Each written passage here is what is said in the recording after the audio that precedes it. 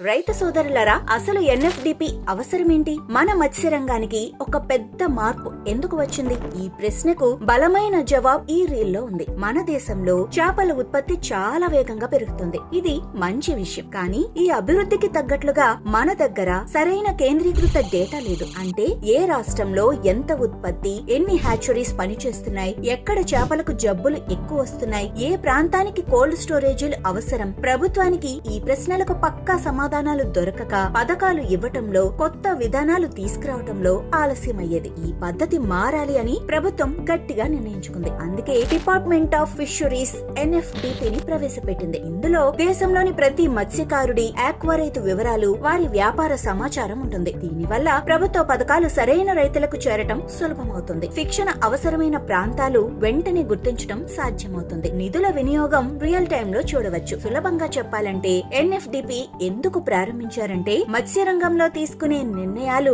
ఇకపై ఊహల ఆధారంగా కాకుండా పక్కా డేటా ఆధారంగా జరగటానికి చేశారన్నమాట. మరి దీంట్లో ఎందుకు రిజిస్టర్ అవ్వాలి అనేది తెలుసుకోవాలంటే వెంటనే మా నెక్స్ట్ వీడియో చూడండి. ఈ ముఖ్యమైన ఇన్ఫర్మేషన్ ను తోటి రైతులకు ఇప్పుడే షేర్ చేసి వారికి సహాయం చేయండి.